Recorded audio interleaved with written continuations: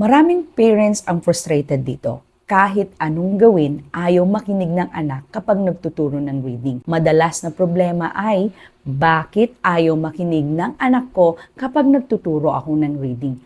At nauuwi yung lesson ninyo sa tantrums, sa iyak, hindi na nakikinig sa'yo yung bata, and hindi na natapos yung lesson ninyo. Ang video na ito ay bibigyan po kita ng 5 reasons and 5 simple solutions para makita mo kung saan ka kulang at kailangan ng bata para makinig sa'yo sa reading. Number 1 reason kung bakit ayaw makinig ng anak mo sa'yo sa reading ay mahirap ang lesson.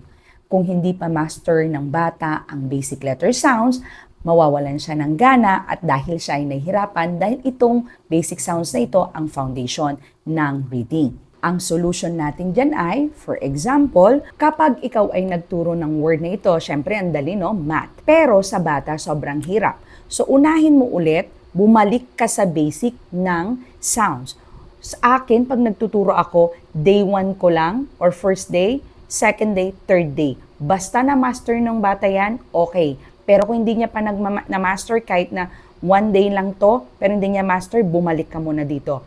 And then, tsaka mo siya, pag babasahin, ibe-blend niya. Tsaka ka lang makakapag-blend kung marunong na siya ng basic. Number 2 reason kung bakit ayaw makinig ng anak mo kapag kayo ay nagkakaroon ng reading session is boring ang activities. Ikaw ba yung parent na nagbibigay lagi lang ng worksheets, uupo lang kayo, and then lecture, o hindi ka nakikinig, o ito. Boring sa bata yon. Ang gusto ng bata ay gawin mong masaya yung lesson.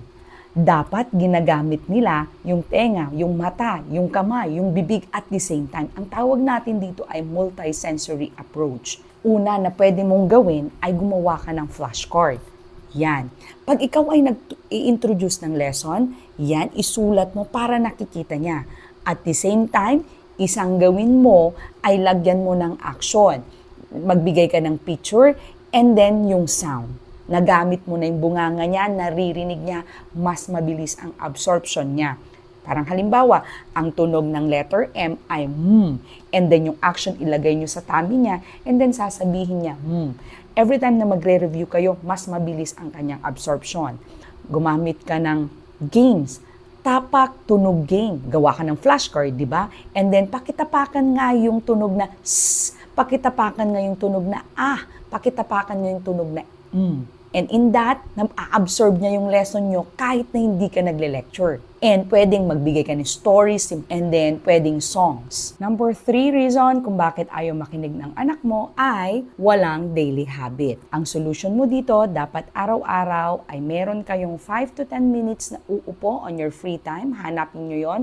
Dapat eksaktong oras. Gawin ito within 20 to 30 days para may transformation sa bata at masasanay siya. Yun lang ang gagawin nyo. Hindi kailangan ng sobrang haba. Basta may habit araw-araw. Number 4 reason, pressured ang bata. Nararamdaman ng bata na sa kalagitnaan ng inyong lesson o magsisimula pa lang kayo, galit na kayo sa kanya at feeling niya kailangan niya makuha ng perfect yung lesson. Kaya doon nagsisimula ng umiyak ang bata.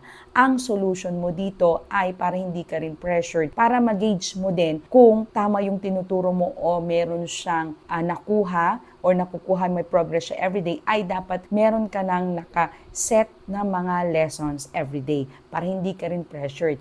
Even meron siyang nakuha na konting sound or 1 sound a day at inulit mo, natandaan niya, that is a progress already. Kaya wag kang ma-pressure para hindi rin ma-pressure yung bata. Number 5 reason ay pagod ang bata. Ang solution mo dyan ay kailangan niya mag-rest o piliin ang pinaka-alert ang bata o anong eksaktong oras. Tandaan na wag sobrang haba yung lesson ninyo para mas ma-absorb niya. At mas maganda rin, right after siyang matulog, yun po yung the best time na turuan siya. Sana nakatulong sa inyo ang video na ito. If gusto niyo pa po ng ideas para turuan ang inyong anak sa reading, please join my FB group, Basa Community Teacher Child at Home. Ilalagay ko po yung link sa description. And please don't forget to like, share, and subscribe on my channel. Again, this is Teacher Joy Lee. I help parents and kids to read at home. See you po on my next vlog.